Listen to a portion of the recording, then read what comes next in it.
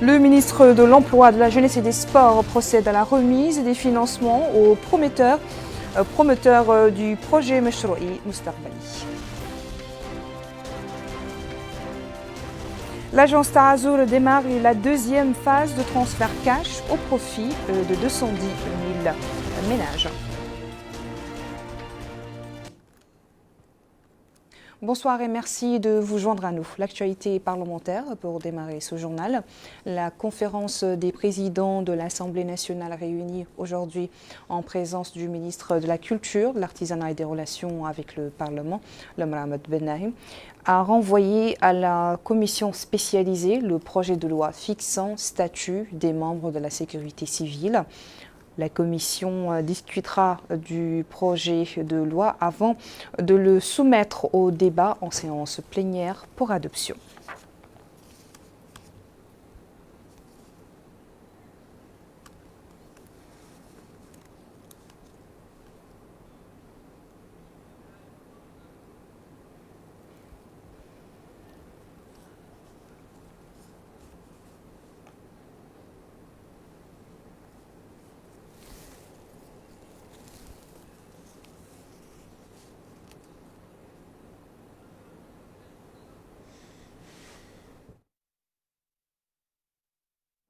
Par ailleurs, l'hémicycle a abrité ce matin une séance plénière au cours de laquelle les députés ont adopté, après discussion et débat, le projet de loi relatif à la police environnementale.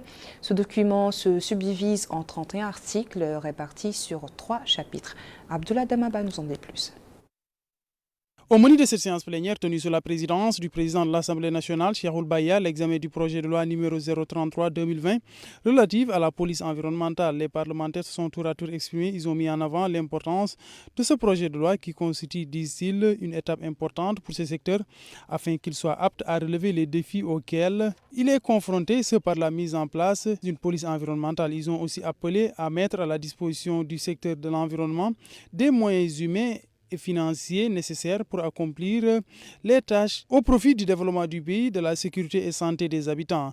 La ministre de l'Environnement et du Développement durable, Maria Mintebeke, a quant à elle affirmé que l'objectif de ce projet de loi est d'établir une police environnementale pour la protection de l'environnement et des ressources naturelles. Elle a aussi déclaré que cette police de l'environnement qui sera établie va être classée en 2 catégories, une spécialisée dans le domaine maritime et forestier, active dans les zones rurales, et une autre dans la zone d'intervention et en milieu urbain, qui sera chargée de l'inspection. Les députés ont enfin adopté ce projet de loi. Ces tristes nouvelles, 2 enfants issus d'une même famille ont péri ce matin dans un violent incendie qui s'est déclenché dès les premières heures de la journée dans un quartier communément appelé El Kebba, situé dans la Mourata d'Elmina, wilaya de Nouakchott Sud. Le président de la République, Mohamed Cher El-Ghazouani, a dépêché une délégation gouvernementale composée du ministre de la Santé, Mohamed Nadhir Hamed, de la ministre des Affaires sociales, de l'enfance et de la famille, ainsi que du délégué général de la solidarité nationale et de lutte contre l'exclusion, Taazour, pour présenter les condoléances de l'État à la famille des défunts. À l'issue de cette visite de compensation, le ministre de la Santé a indiqué que le président de la République a donné des instructions pour suivre les différentes mesures relatives à cette famille et à lui apporter le soutien nécessaire. Il a ajouté que les départements concernés apporteront des compensations à cette famille sur le court et moyen terme, et ce, à travers un revenu permanent qui l'aidera à subvenir à ses besoins. Le délégué général de Taazour a quant à lui promis d'apporter un revenu permanent à la famille éprouvée. Le père des 2 enfants a remercié le gouvernement pour cette compensation qui intervient dans un contexte difficile.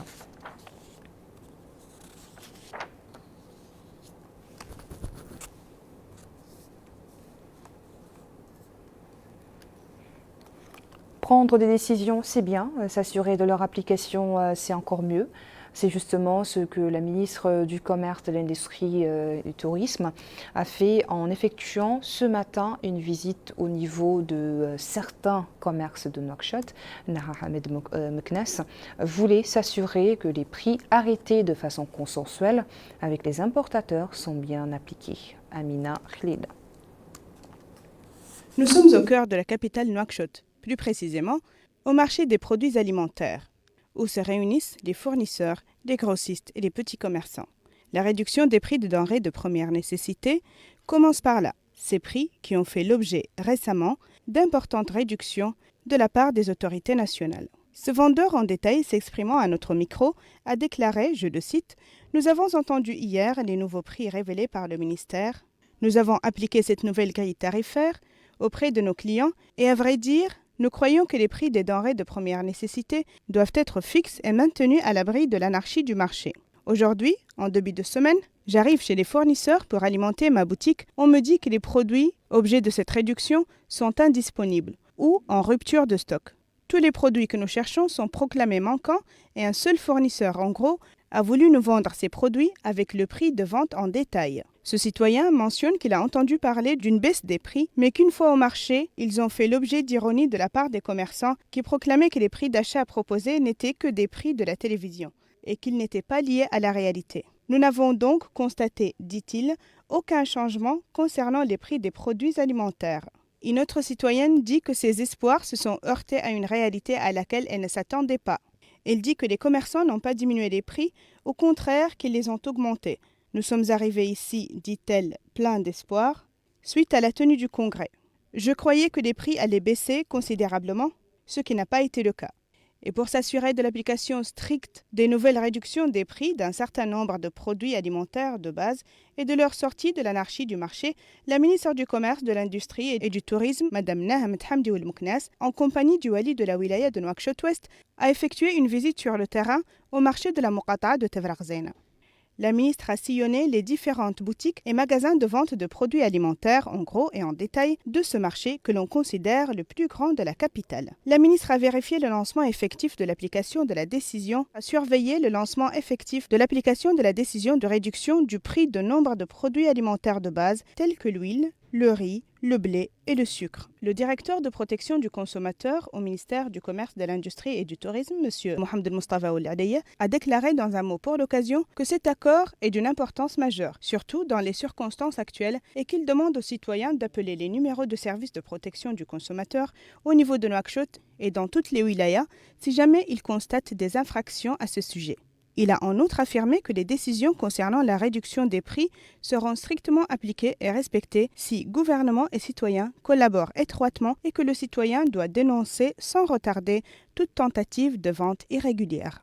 La réduction des prix intervient dans un contexte économique marqué par les répercussions de la pandémie du Covid-19 qui a affecté le pouvoir d'achat des citoyens. Le directeur du service des produits alimentaires de la zone de Tafraghzena 2, M. Najid Tarkzi, a de son côté affirmé que l'accord signé par la ministre du Commerce, de l'Industrie et du Tourisme sera appliqué aux 3 niveaux de vente, fournisseurs, semi-grossistes et vendeurs en détail.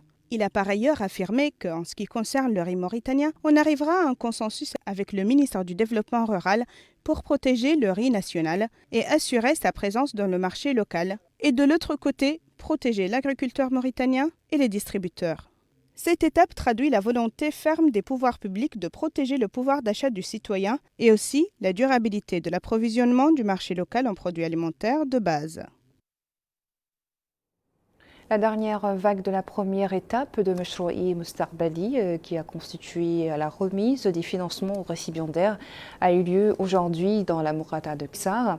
Le ministre de l'Emploi, de la Jeunesse et des Sports, Taleb Sid Ahmed, a supervisé cette cérémonie dont l'objectif, a-t-il dit, est d'assurer aux jeunes leur autonomie financière à travers l'auto-emploi. Malika Nikli. Meshroui Moustaqbali, lancé par le ministère de l'Emploi, de la Jeunesse et des Sports, afin de donner une impulsion nouvelle à la jeunesse, aux différents acteurs opérant dans leur domaine, notamment les associations, réseaux et promoteurs de micro-projets, vise à diminuer le chômage dans leur rang. La vague d'aujourd'hui est la dernière de la première étape de Meshroui Moustaqbali. L'actuelle vague se compose de 255 éléments qui devraient débuter leur activité. La première étape de ce projet a profité à 500 promoteurs de micro-projets qui ont débuté leur activité. Cette cérémonie de remise des financements de la dernière vague de la première étape de Meshroui Moustaqbali a lieu dans la Muqata'a du Ksar au niveau de la Caisse populaire d'épargne et de crédit. La cérémonie a été l'occasion idoine pour le ministre de l'Emploi, de la Jeunesse et des Sports de mettre en exergue les différentes étapes franchies, les efforts déployés et les perspectives d'avenir. Le ministre s'est dit heureux du parachèvement de la première étape de Meshroua Moustaqbali, dont ont profité 500 promoteurs de projets qui ont débuté leur activité. Il a ajouté que la deuxième étape du projet débutera au cours de l'année 2021 avec l'appui de 1000 microprojets, insistant sur la volonté du secteur de faire tout ce qui est de nature à permettre aux jeunes d'assurer leur autonomie financière à travers l'auto-emploi, qui est l'un des mécanismes dont dispose le gouvernement pour surmonter le chômage. Le ministre a insisté sur la nécessité d'ancrer la culture des microprojets dans les rangs des jeunes, précisant que le gouvernement a mobilisé les financements nécessaires à cela et attirant l'attention sur le fait qu'il existe un fonds pour l'emploi et un fonds pour les microprojets. Le ministre a appelé à faire preuve de ponctualité dans l'action, précisant que l'opportunité est ouverte pour tous ceux qui désirent élargir leur projet. La première étape du projet a permis d'assurer un emploi stable à 257 jeunes, garçons et filles. Ce bénéficiaire indique que ce projet représente une chance pour de nombreux chômeurs, dont lui-même. Il opérait déjà dans le domaine du sport et de ce fait, il a choisi le projet se référant à cette activité. Celui-ci déclare avoir une petite entreprise d'études et d'exécution des travaux d'électricité. Il y a 2 mois, dit-il, que j'ai bénéficié du projet. J'ai terminé toutes les procédures administratives. Je suis actuellement dans la phase de la publicité. Quant à moi, souligne ce dernier, nous regroupons les meilleurs professeurs de façon bien organisée et étudiée afin de donner des cours de soutien aux élèves du baccalauréat. Non moins généreuse, la délégation générale à la solidarité nationale et à la lutte contre l'exclusion, Taazour, a de son côté entamé ce soir la deuxième phase de l'opération Cash Transfert. 210 000 ménages nécessiteux répartis sur toute l'étendue du territoire national bénéficieront de plus de 4 725 millions émerauds à raison de 22 500 émerauds pour chaque famille.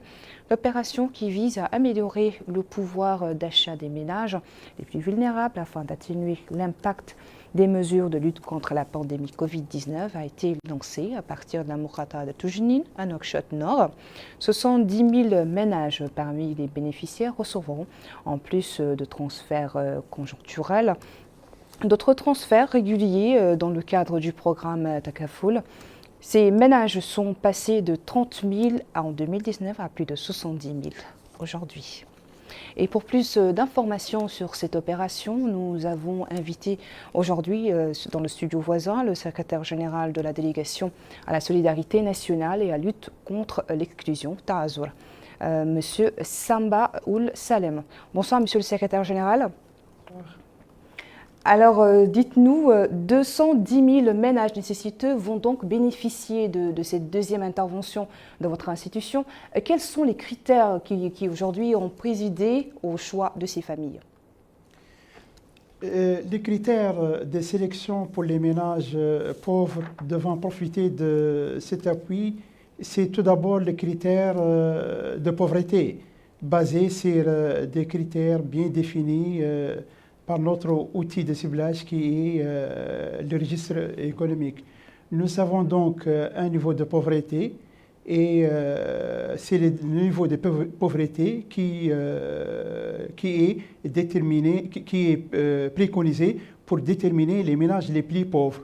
Et donc, comme vous l'avez dit, nous avons déjà sélectionné une première vague selon les degrés croissants de pauvreté étendus sur tous les territoires nationaux, sur les 8119 localités.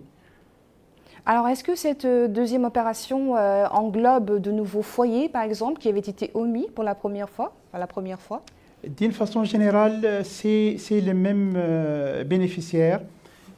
En dehors de quelques ménages au niveau de Nouakchott qui ont bénéficié des kits alimentaires, donc nous avons la même liste des bénéficiaires au niveau de l'intérieur du pays, excepté l'augmentation de quelques couches vulnérables bien déterminées, telles que les malades chroniques, les handicapés, les malades, et ainsi de suite. Donc, d'une façon générale, ce sont les mêmes ménages qui sont déterminés étant pauvres qui bénéficient donc de cette vague aussi. Quelles leçons avez-vous tirées pour la première opération de transfert cash afin d'assurer que les montants parviennent aux bénéficiaires? Vous répétez la question, s'il vous plaît? Je dis, quelles leçons avez-vous tirées de la première opération de cash transfert qui aujourd'hui assure que les montants parviennent aux bénéficiaires?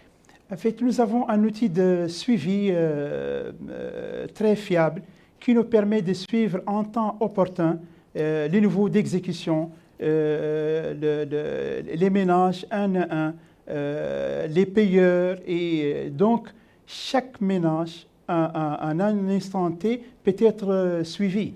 Donc, dès le lancement de l'opération, nous avons donc notre compteur qui déclenche et chaque opération est suivie à la minute à travers une application mise en place par des outils développés au niveau de la délégation générale de Azor, donc qui permettent de savoir où se trouvent les bénéficiaires, comment il a été payé, par qui il a été payé et quel est le moyen d'identification. Est-ce que c'est la carte nationale d'identité? Est-ce que c'est l'empreinte? Et donc il y a un outil vraiment très fiable qui nous permet de suivre étape par étape avec une traçabilité garantie donc, de l'opération. Alors peut-être une dernière question, Monsieur le Secrétaire Général. Quelle est la particularité de 70 000 familles qui bénéficient de transferts réguliers? En fait, les 70 000 proviennent d'un projet appelé le projet national des transferts sociaux qui sont ciblés dans un premier temps par ce programme. Ces ménages sont déterminés comme extrêmement pauvres. Ils ont besoin d'un appui immédiat en termes de pouvoir d'achat et en termes d'incitation pour l'accessibilité à des services de base tels que l'éducation, la santé et l'enfance. Ces 70 000 ménages visés au départ étaient initialement 30 000 en 2019, 70 000 en fin de cette année, et l'augmentation s'inscrit dans le cadre de l'extension de ce programme décidé par le président de la République pour atteindre à la fin de 2000, dans un premier temps, 100 000 ménages qui bénéficient du même niveau de transfert qui est de 1 500 et avec une extension de 3 600 d'ici 2024. Eh bien, Monsieur le Secrétaire Général, merci d'avoir répondu à nos questions. Je vous remercie. Dans la suite de l'actualité, l'Empire du Soleil Levant est lui aussi généreux à l'endroit de notre pays, auquel il a fait don de plus de 5000 tonnes de riz. Ce don est destiné à soutenir les efforts des pouvoirs publics visant à améliorer les conditions de vie des populations suite aux répercussions de la pandémie Covid-19. Bokar Bailaba. 5749 tonnes, c'est la quantité de riz offerte par le Japon à la Mauritanie. Et c'est le commissariat à la sécurité alimentaire CSA qui a réceptionné cette aide dans ses entrepôts de la Moukata d'Elmina à Nouakchott. Objectif, appuyer les efforts des pouvoirs publics visant à améliorer les conditions de vie des populations suite aux répercussions de la pandémie de Covid-19. À cette occasion, le commissaire adjoint à la sécurité alimentaire, Mohamed El Eid El Khayar, a indiqué que cette aide sera vendue aux enchères et les montants qui en seront tirés financeront des programmes et projets de sécurité alimentaire en accord avec la partie nippone au profit des familles les plus démunies du pays. Il a en outre loué la coopération mauritano-nippone, rappelant que cette aide s'inscrit dans le cadre de la convention signée entre les deux pays. Pour le Japon, cette aide a pour objet de contribuer à renforcer les capacités du CSA tout en servant la promotion et le développement des relations de coopération entre les deux pays. Permettez-moi de vous rappeler que le programme d'assistance alimentaire nippon pour la Mauritanie a débuté en 1981. Le fonds de contrepartie obtenu par la vente du riz a permis au gouvernement mauritanien, tel que le CSA, de continuer à mettre en œuvre plusieurs programmes d'appui de la distribution de vivres pour le cas d'urgence, des micro-projets, etc. Nous avons également signé un accord en août dernier pour un autre programme d'assistance alimentaire. Le gouvernement du Japon espère poursuivre davantage cette coopération historique dans l'avenir. J'émets le vœu solennel que la quantité du riz réceptionné aujourd'hui renforce la sécurité alimentaire en Mauritanie et fait développer davantage les relations d'amitié entre nos deux peuples et nos deux pays. Pour rappel, le Japon exécute des programmes d'aide alimentaire au profit de notre pays depuis 1981. Les directeurs administratifs et financiers des départements ministériels étaient conviés ce matin.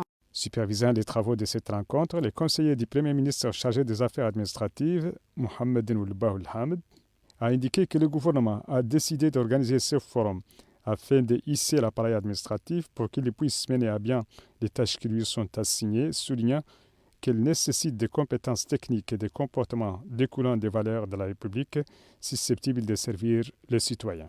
Sur cette base, a-t-il ajouté, un ensemble de mesures et d'activités visant à réactiver l'appareil administratif ont été mises en place, soulignant que cet effort se poursuivra prochainement jusqu'à son extension à toutes les fonctions administratives publiques. Les participants de ce forum d'un seul jour ont suivi 3 exposés.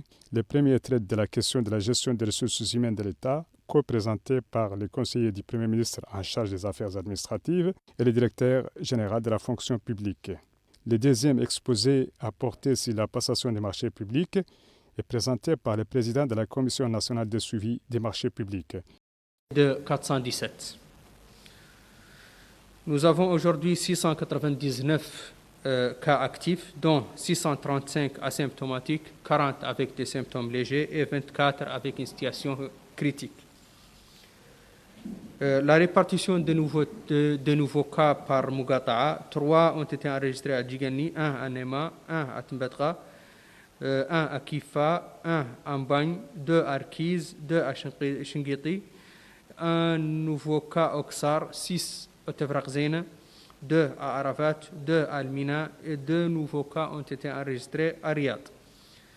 Les tests réalisés durant les dernières 24 heures sont au nombre de 807, dont 91 tests de suivi et 716 tests de diagnostic. Répartis en 565 TDR et 151 thèses, dont 26 328 tests de suivi et 156 368 tests de diagnostic. Répartis en 121 009 TDR et 35 359 PCR. Nema a abrité ce matin une réunion qui a regroupé autour du Had el-Sharqi les équipes techniques de l'agriculture et des partenaires internationaux sur la commercialisation de la production locale, céréalière et maraîchère.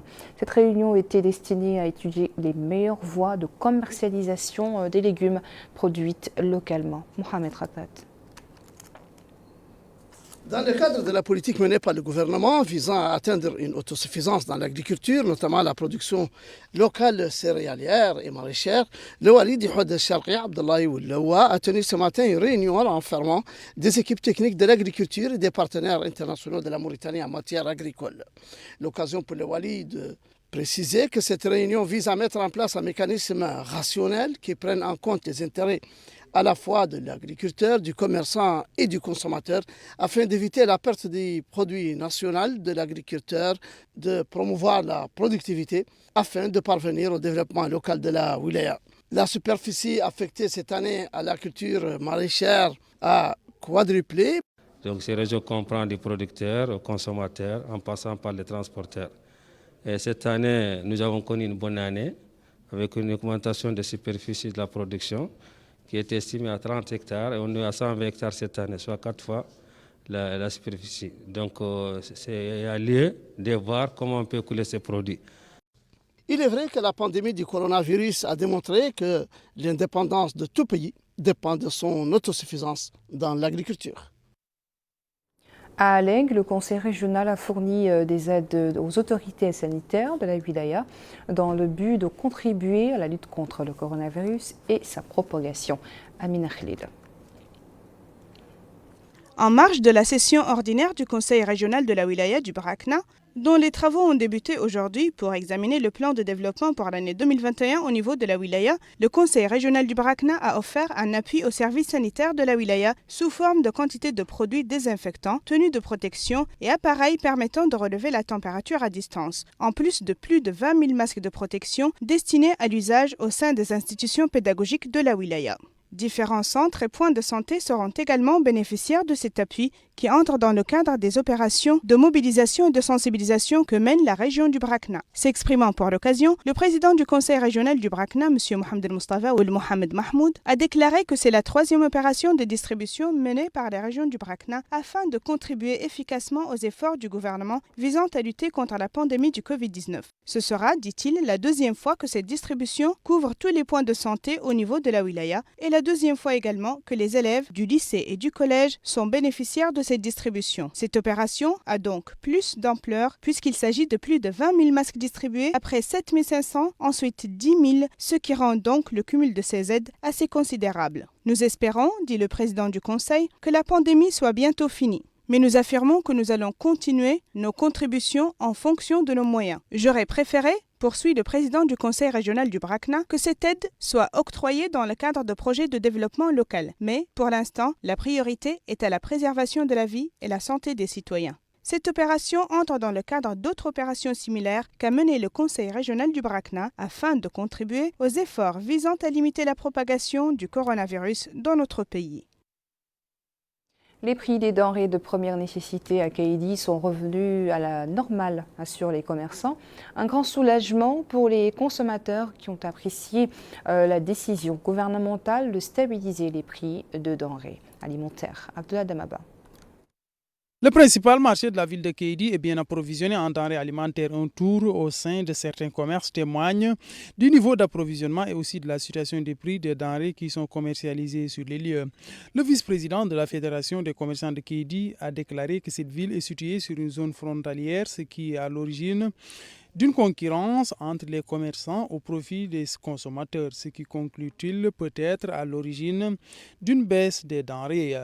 Les consommateurs croisés au niveau de ce marché continuent de déplorer la hausse de certaines denrées, même s'ils ont fait état de leur satisfaction concernant les dernières mesures qui ont été communiquées par le département du commerce, de l'industrie et du tourisme. Ils ont aussi précisé que certains produits, à l'image du riz, du sucre, de l'huile, coûtent toujours cher. Ils demandent aux autorités d'ouvrir les passages frontaliers, ce qui, selon eux, pourrait permettre de faire baisser de manière considérable les coûts des denrées. Pour ce délégué du ministère du Commerce à Kaidi, il a pour sa part affirmé que les coûts des denrées ont connu une baisse certaine, mais il stipule que par ailleurs que le problème principal des coûts des denrées alimentaires auxquels ils sont confrontés à Kaidi est lié au prix du riz qui, souligne-t-il, coûte toujours cher. L'actualité dans le nord du pays demeure marquée à Nouadhibou, à Beni-Chab par des mesures préventives. Les autorités administratives et sécuritaires soutenues par les associations de jeunes continuent d'inciter les citoyens et les acteurs pédagogiques à appliquer sans relâche les mesures barrières. Mohamed Khattad.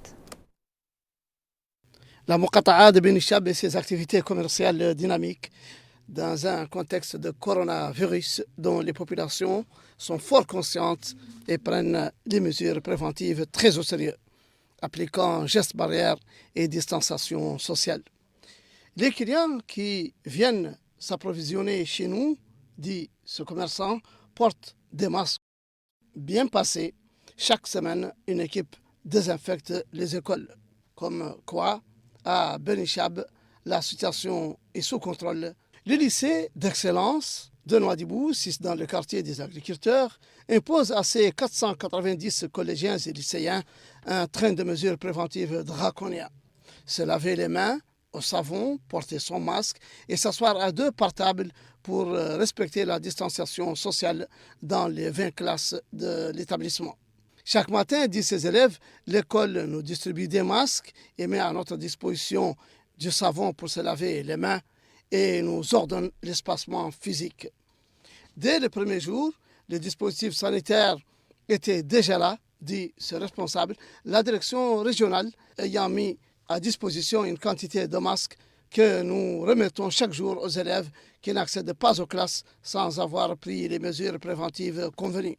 C'est donc un enseignement exemplaire dispensé au lycée d'excellence de Nouadhibou qui reste sous condition de respecter scrupuleusement les mesures préventives. Nous refermons ce journal par la politique. Le Parti de l'Union pour la République a enregistré aujourd'hui une nouvelle adhésion. Il s'agit d'un groupe de politiciens actifs dans la Moukata de Barkeoul, relevant de la Saba. Le groupe est composé d'hommes d'affaires, d'anciens députés et de professeurs.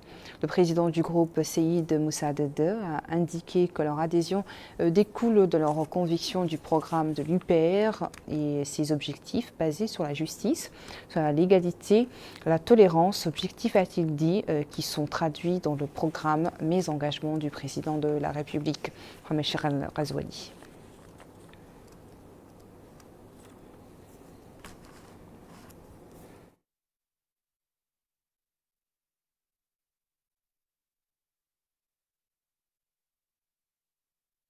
Ainsi prend fin notre journal. Merci à vous de nous avoir suivis.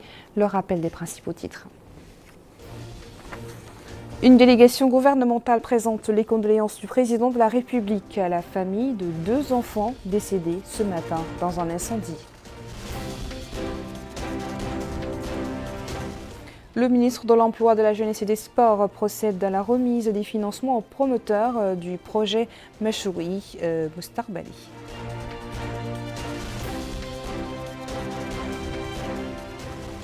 L'agence Tarazoul démarre la 2e phase de transfert cash au profit de 210 000 ménages. Retrouvez Adaïr Retara pour votre émission Zoom sur dans quelques instants. Merci et très bonne suite de programme.